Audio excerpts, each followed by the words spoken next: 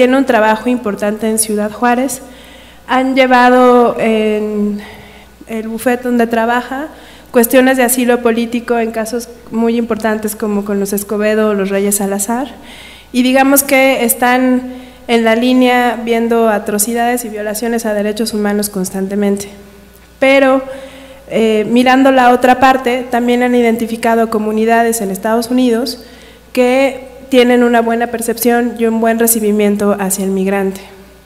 Estas comunidades incluso se han puesto en problemas ante las autoridades estadounidenses por violar estas leyes antimigrantes. Entonces, Cristal nos va a hacer una presentación sobre estas comunidades santuario. Nada más para empezar, quiero mencionar el hecho de que el movimiento santuario, que empezó en los años 80, realmente es un movimiento transnacional que va desde por lo menos El Salvador y Guatemala y Nicaragua, atraviesa México y involucra mucha participación en México y también en los Estados Unidos. Pero como Michael pidió que habláramos de nuestra propia experiencia, mi experiencia como gringa es cierta y eso es lo que voy a compartir hoy, ¿ok? Yo nunca he vivido en el mismo lugar por más que 3 años, entonces me ha tocado conocer a muchas comunidades, a muchos diferentes estilos de organización. Me ha tocado trabajar en Kalamazoo, Michigan, justo cuando nos convertimos en esta ciudad, en una ciudad santuario. Donde vivo ahorita es una ciudad santuario no formal, pero vamos a hablar un poco más de esto. Cuando llegaron los años 79 y 80, mucho estaba pasando en América Central. Yo vivía en un pueblo muy chiquito, de 300 personas sin la universidad. Había una universidad ahí cristiana y ya, no más. Llegaron varios sacerdotes de la teología de la liberación para hablar con la comunidad. Y la gran pregunta que tenían para todos siempre fue, ¿quién es su vecino? ¿Quién reconocen como un ser humano, alguien importante en tu vecindario? Y en esta comunidad, esto fue por 2 años, y yo me acuerdo muy bien de estos años, fue un punto de conversación constante. ¿Quiénes son las personas que realmente deberíamos recibir como hermanos? Y al final de una conversación de 2 años en este pueblo, llegaron a la conclusión de cualquier persona que llegara al pueblo era nuestro vecino, ¿no? Si pasa ahí, si entra ahí, es mi vecino. Estos son justo los años cuando está empezando el movimiento santuario en los Estados Unidos. Todavía no tenía nombre, pero este tipo de conversación estaba pasando en todo el país, específicamente en el sur, en la frontera entre Arizona y México. Ciudades santuarios se autonombran una y otra vez en las leyes que pasan como pueblos que ponen un énfasis en la compasión, el respeto, la justicia, la igualdad y la dignidad. Estas son cosas muy importantes para las personas en estos pueblos. Una ciudad santuario, por definición, es una ciudad en la cual los empleados municipales y la policía no pueden preguntar sobre el estatus migratorio de ninguna persona. Hay políticas formales que incluyen resoluciones, ordenanzas, acciones administrativas y políticas departamentales, y también hay ciudades como donde vivo ahorita, donde hay una política no escrita. La policía dice, pues no vamos a preguntar nada porque queremos una buena relación con la comunidad, pero no hay una ley que prohíbe esto. Una cosa que está pasando bastante en los Estados Unidos hoy día es un movimiento anti-inmigrante, intentando hacer la vida imposible para los migrantes que no tienen sus papeles. En Nuevo México tenemos una nueva gobernadora. Desafortunadamente es una gobernadora, es la primera mujer latina que ha ganado este puesto, y lo primero que hizo ella fue intentar cambiar la ley de una manera muy anti-latino y anti-inmigrante. En Nuevo México desde 2003 han tenido una ley que dice que cualquier persona que puede mostrar que reside en Nuevo México, que vive allá, que pagan renta, que tienen hijos en la escuela, esta persona puede tener una licencia para conducir. Y lo primero que hizo Susana Martínez llegando a su puesto de gobernadora fue empezar a luchar en contra de esto, que ella quiere, como buen republicana hoy día en los Estados Unidos, quería cambiar esto, quería mostrar que ella es anti-inmigrante y ella quería pasar una ley que dice que ya no tienen permiso. Ha intentado 3 veces en un año y ha perdido cada vez. Y ha perdido por eso, porque la gente ha levantado la voz y ha dicho no, no vamos a aceptar eso. Vivimos aquí, somos sus vecinos y tenemos el derecho de tener una licencia. Esto es parte básica de lo que necesitamos. Y en Nuevo México han reconocido esto y cada vez que ha llegado al Congreso del Estado han rechazado los intentos de Susana Martínez, ¿no? Una cosa que nada más quería comentar en esta sección, pensando en lo que estaba diciendo el compañero Valentín, es que el gobierno federal está ofreciendo mucho dinero federal a los estados y a las comunidades locales si deciden trabajar con el gobierno federal en contra de los migrantes. Entonces, un departamento de policía que hoy día no tiene muchos ingresos puede recibir una cantidad increíble de dinero de parte del gobierno federal si deciden que van a trabajar juntos con los de la migra. Y eso están intentando cooptar a la gente así. Las ciudades santuarios hoy día, desde 1996, automáticamente contradicen la ley de reforma de la inmigración ilegal y de responsabilidad del inmigrante de 1996. Esta ley requiere cooperación de la policía local con el Departamento de Seguridad de la Patria, específicamente con el Servicio de Inmigración y Control de Aduanas de los Estados Unidos, que se conoce mejor como ICE por sus signos en inglés. La policía en estos pueblos santuarios rehúsan participar con la patrulla fronteriza. Ha llegado a unos momentos difíciles en diferentes comunidades, ha llegado a tener demandas en contra del gobierno federal y también tener demandas en contra de la policía local, dependiendo de quién está levantando la demanda. El movimiento santuario en los Estados Unidos empezó en los años 80 como una reacción al incremento de refugiados de América Central y sus necesidades. Por lo menos 500 iglesias en todos los Estados Unidos se autonombraron santuarios para refugiados, ofreciendo albergue, comida y servicios legales. Jim Corbett es un pastor de chivos y él es cuáquero y es del sur de Tucson y vivió en un cooperativo allá. En 1980 y 1981 él empezó a ver que más y más salvadoreños estaban llegando y por ahí empezó a escuchar que no solo estaban llegando y pasando por donde él estaba con sus chivos, pero también que los de la patrulla fronteriza estaban agarrándolos y regresándolos sin audiencia, sin debido proceso. Y él se enojó, él dijo, eso no es justo, esto no puede estar pasando.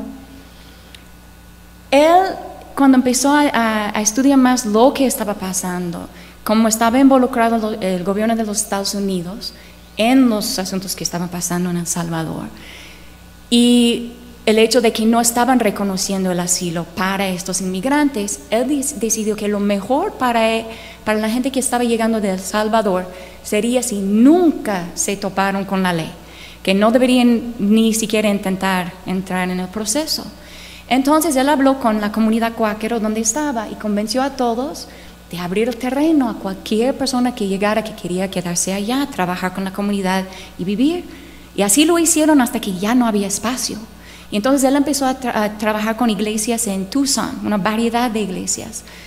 Y habló con ellos acerca de qué estaba pasando, de sus deberes como cristianos frente a esta crisis, y convenció a varias iglesias en Tucson de hacer lo mismo, abrir sus puertas, dejar a gente vivir en sus casas y hacer todo lo posible para evitar contacto con la ley y con la migra.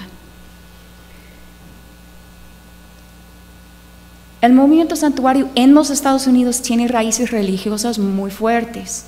El movimiento santuario empezó en las iglesias, gente cristiana y judía más que nada trabajaba juntas.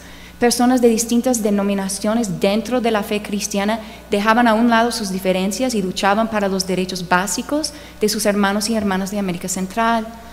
En 1985 el gobierno estadounidense decidió, pues tenemos que frenar eso.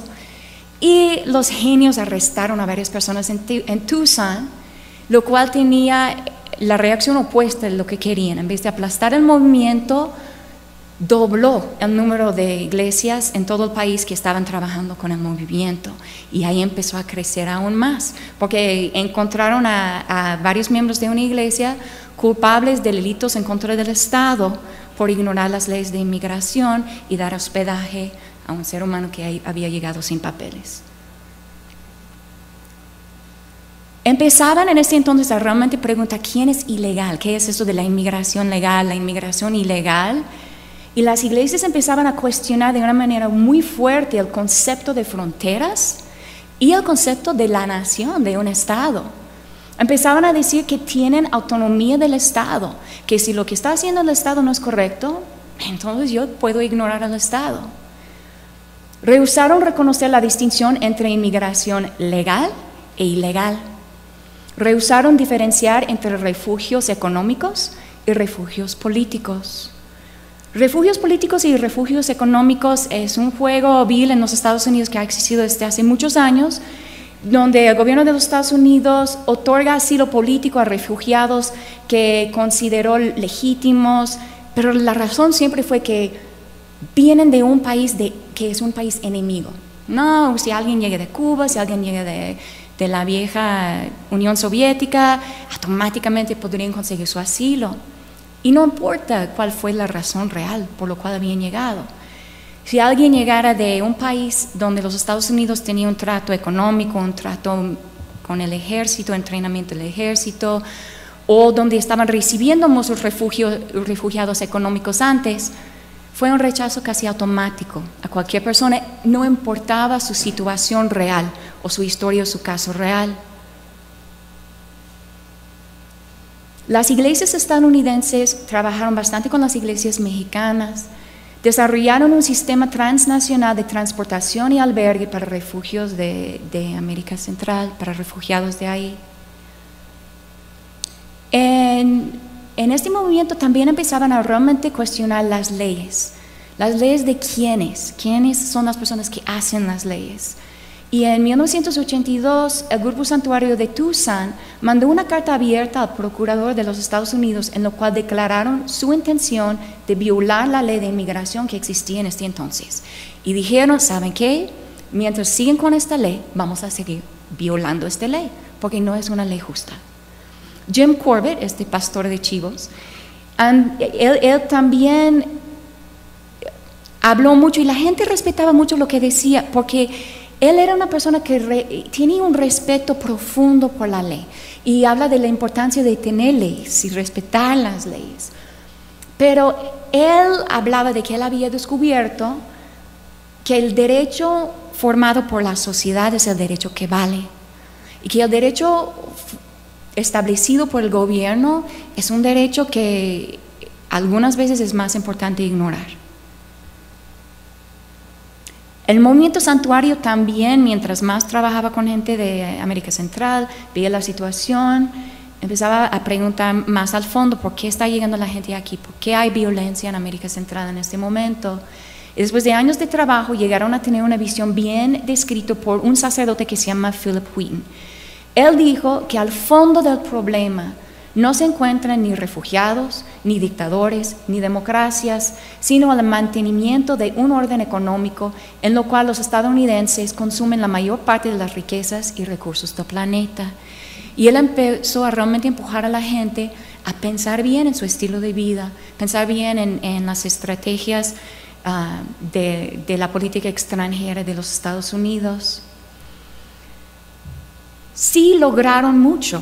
En los años 80, lo que lograron fue que en 1990 los Estados Unidos estableció un estatus específico para la gente de El Salvador, que se llama el estatus temporal protectivo, y los salvadoreños fueron las primeras personas en recibir este estatus en los Estados Unidos.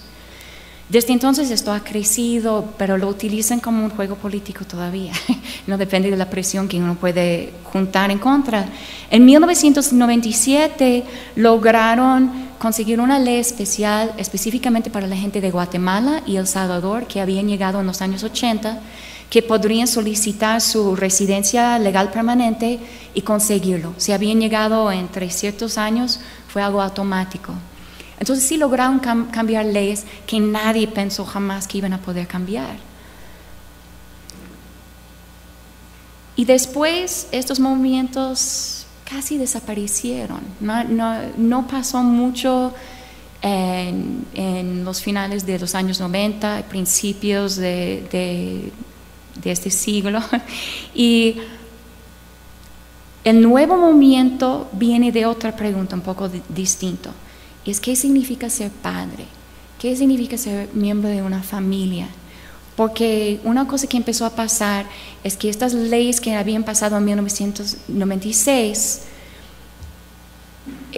fueron sumamente en contra de la familia, apoyaban la división de la familia. Y cuando antes la ley siempre estaba pensando en la importancia de la unificación de la familia, la ley de 96 destruyó todo eso. Entonces la pregunta es, ser papá significa proveer económicamente, significa tener una presencia física con su familia, significa poder guiar a sus hijos mientras crecen. Esas fueron las preguntas que empezaban a preguntar. Y el nuevo movimiento santuario ha salido más en general como una reacción a estas nuevas políticas de deportación y división de familias que ha sido el resultado de estas leyes. En 2005 una coalición y ya mucho más amplio, esta vez hecho de católicos, protestantes, judíos, budistas, hindú, musulmanes y sikh, firmaron la declaración en apoyo de una reforma comprensiva de las leyes de inmigración. Y esto en gran parte, esta nueva coalición más fuerte, viene de lo que pasó el 11 de septiembre, no de 73, sino de 2001. Y había una reacción tan anti-inmigrante en contra de todos estos grupos, o gente de todos estos grupos, que ya hay una coalición mucho más fuerte buscando una reforma comprensiva. En 2006, dos cosas importantes pasaron. Empezaban en el Congreso de los Estados Unidos de hablar de una ley que se llamaba HR 4437, que es una ley completamente anti-inmigrante.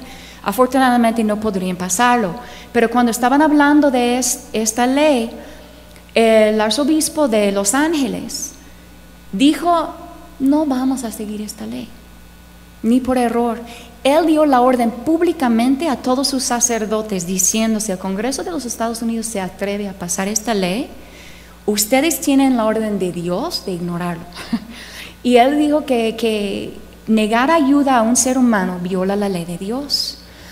Esta ley fue la primera ley donde sugirieron la posibilidad de criminalizar la ayuda al inmigrante.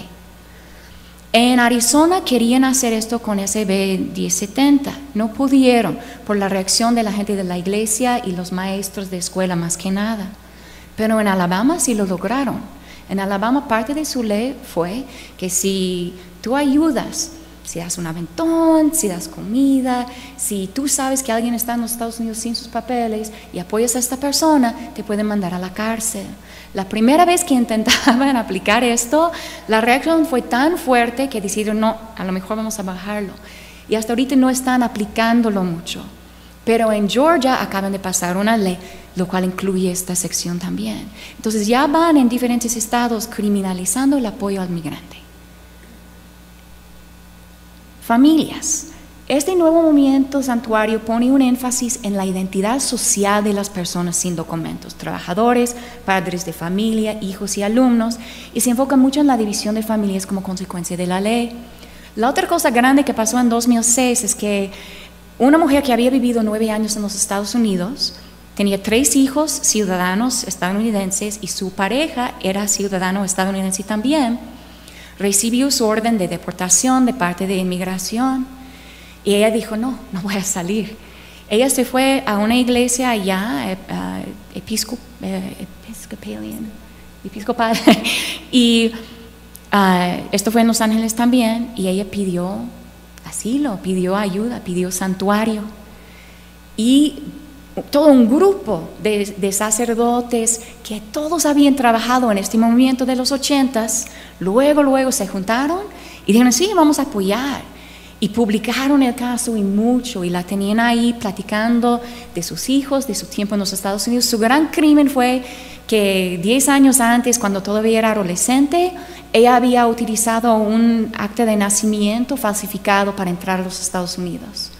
Y por eso ella tenía ya una prohibición de por vida de pedir un estatus legal dentro de los Estados Unidos, aunque toda su familia eran estadounidenses.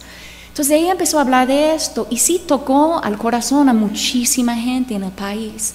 Esto apoyó mucho a este nuevo movimiento, pero también tocó una cuerda muy fea con la gente anti-inmigrante que estaban llegando. Ay, tú cometiste un crimen y no importa, y mentiste para llegar, entonces no mereces estar aquí, y no es nuestra culpa que tuviste hijos aquí. Si quieres estar junto con tus hijos, puedes llevarlos contigo donde vas a estar, cosas así. Y fuera de esta iglesia había unas luchas y peleas, gente gritando, haciendo cosas horribles unos a otros. Y esto se ve en diferentes pueblos dentro de los Estados Unidos hoy día, especialmente cuando hay un caso muy importante que están intentando resolver y no quieren que deporten a alguien. Es bastante común que lleguen estos grupos anti-inmigrantes también. Y uno de los retos ha sido cómo manejar estas situaciones sin entrar en la misma dinámica, cómo mantener una dinámica más sana y mostrando más una buena cara a la comunidad. Estos hondureños ya hoy día también merecen el estatus protectivo temporal. Pero estos dos chavos, aunque son hondureños, no pueden tenerlo porque cuando su mamá cruzó la frontera, cruzó sin papeles y no sabía que podría ir con un abogado y pedir esto. Ellos huyeron. Edgar era muy, muy chiquito, justo después del huracán Mitch que tocó en Honduras. Y una cosa que veamos también, que es parte de este movimiento, si alguien tiene dinero, tiene abogado, sabe cómo funciona el sistema, puede conseguir sus papeles. Pero la gente más pobre, con menos información, aunque merecen algún tipo de protección especial, no pueden lograrlo. En septiembre de 2009, el nuevo movimiento Santuario adoptó la siguiente declaración. Dijeron: tenemos nuestra base en congregaciones en diferentes regiones del país que tienen conexiones con familias y comunidades de inmigrantes que enfrentan la posibilidad de separación de la familia por la deportación de uno de sus miembros. Tenemos una dedicación a encontrar una respuesta a este sufrimiento basada en nuestra fe. Abrimos nuestras puertas a estas familias y comunidades de inmigrantes y luchamos contra este sistema injusto que causa tanto sufrimiento, incluyendo tratos económicos injustos. En 2001 empezó un grupo de fronteras humanas ahí sobre Arizona también, donde estaban poniendo más que nada estaciones de agua para ayudar a los migrantes. Otro grupo formó de esto que se llama Samaritan. Ellos llevan no solo agua, sino también comida y provisiones médicos, ¿no? En 2004 empezó el grupo No Más Muertos. Y entonces ya hay más y más gente reaccionando a la situación de los migrantes que no tienen papeles y las situaciones muy difíciles que tienen que pasar por el desierto, etc. Esto es parte también de este movimiento. También los mismos migrantes, especialmente los que han crecido allá en los Estados Unidos desde chiquitos, andan preguntando: ¿qué tienen que ver mis orígenes con mis derechos humanos? ¿Cómo pueden decir que porque yo nací en otro país, que no tengo derechos humanos? Hoy día existen por lo menos 139 ciudades santuarios en los Estados Unidos. Estas son ciudades donde específicamente han pasado una ley que dice que la policía y los trabajadores municipales y públicos no pueden preguntar acerca del estatus migratorio. Y como pueden ver, en California tienen un montón, Texas bastantes, Nueva York muchos, Colorado y Nueva Jersey bastantes, Carolina del Norte 7, y los demás estados tienen 5 o menos ciudades reconocidos como ciudades santuarios. El Washington D.C. es como el Distrito Federal aquí, y este también es una ciudad santuario. ahorita estamos viendo parte de la lucha contra las ciudades santuarios han sido estas leyes estatales, como lo que pasaron en Arizona. Fue el primer estado. Los regidores que hablaban de esta ley y por qué querían pasarlo, hablaban mucho de las ciudades santuarios. Dijeron, no queremos que haya ciudades aquí que están rompiendo leyes federales y entonces nosotros vamos a hacerles la vida imposible. Y hay varios otros allá. Hoy día hay estados que están pasando leyes que les están convirtiendo en estados santuarios. 4 ejemplos hoy día son Maine, Oregón, Utah, donde aprobaron un programa de trabajadores temporales, y Vermont. Entonces, hoy día el gobierno federal se ha mostrado incapaz de enfrentarse con la situación de migración completamente. Entonces, los estados están trabajando a nivel local, a nivel estatal, para hacer sus propias leyes.